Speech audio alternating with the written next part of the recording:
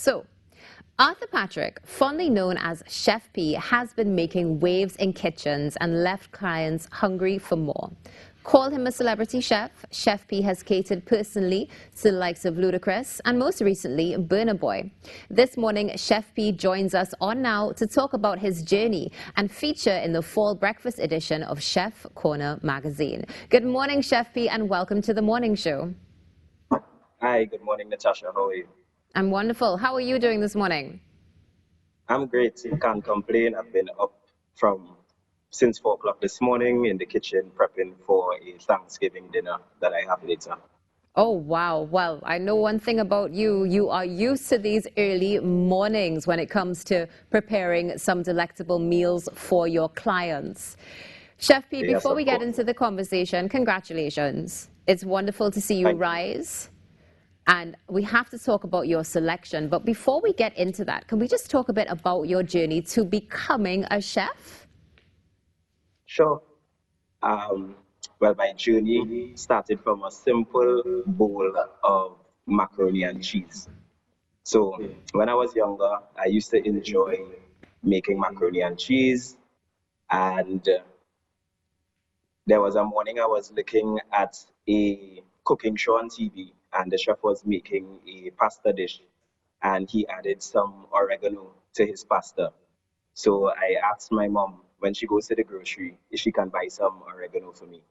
So she did, and the next time I made my mac and cheese dish, I added some oregano to it, and I was so amazed at how this one ingredient could change the flavor of that dish so much. So it piqued my interest into the culinary world. Um, from there, I, completing secondary school, I attended the Tobago Hospitality and Tourism Institute, where I did an associate degree in culinary arts. While there, I got a job in the industry. Um, Washing dishes at Blue Haven Hotel. So I started off as a dishwasher.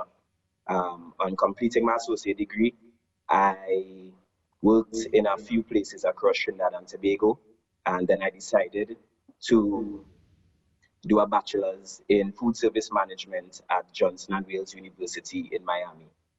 On completing that, I stayed in the US and I worked to gain more experience, and then I came back home and opened my business, Chef P's Catering and Restaurant Consultancy. And I am also a lecturer at the Tobago Hospitality and Tourism Institute. Chef P, it's a phenomenal story. Now, when you were at THTI, did you see the trajectory of your career? Did you ever imagine that all of this was possible? That's a great question. To be honest, I didn't. Um, I always knew that I wanted to be the best, um, but I could have never envisioned this. I just wanted to be an executive chef in a hotel, to be honest. I really never envisioned that my career would take this path. Wow. Well, it's definitely a blessing, and you have highly earned it. Viewers on the screen, you just saw a feature from Black Entrepreneur magazine, along with some recipes from Chef P. And of course, we are also looking forward to your feature in Chef's Corner. Chef P, tell us something. You are known as the celebrity chef. What is it like catering to these big names in show business, not just here in Trinidad, of course, but on an international scale? Hmm. Well, at first, it was very nerve-wracking because you know that you're seeing all these people, these stars on TV.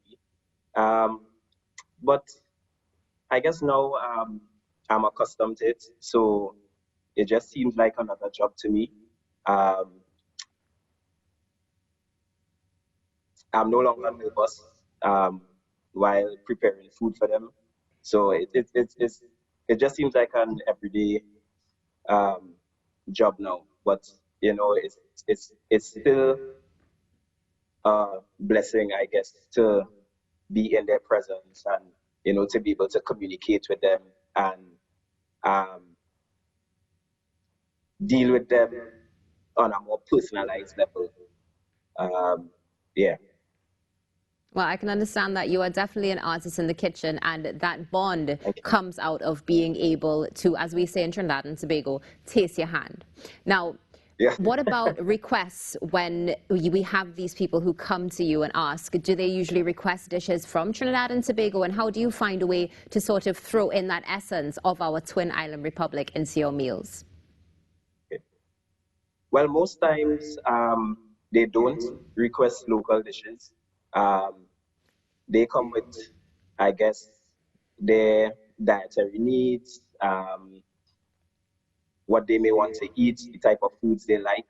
But obviously, I incorporate our local flavors, our local foods into the menu.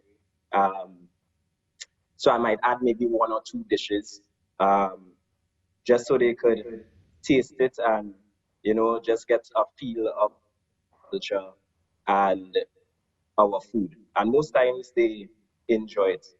All the time, I should say, they enjoy it. Well, it's wonderful to hear that. So in many ways, of course, you are an ambassador for Trinidad and Tobago. Now, you have worked with so many names, as again we said earlier, not just here in Trinidad and Tobago, but for those throughout the world. What has the journey been like when it comes to your food? Do you feel as though having worked in Journey through the years, it has affected your style of cooking and what you cater?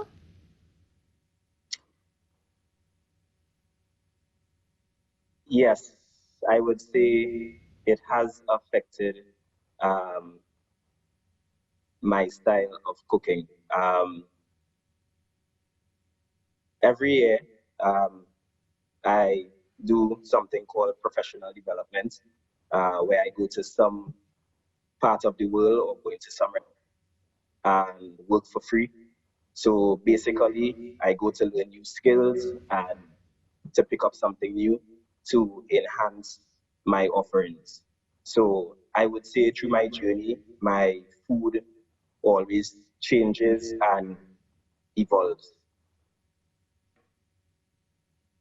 It's wonderful to see that. And it's also great that you give back as well. Something you mentioned, which is very reflective of the beginning of your journey, when I know that your mother would have had you apprentice in a hotel in Tobago and now going back annually to do that.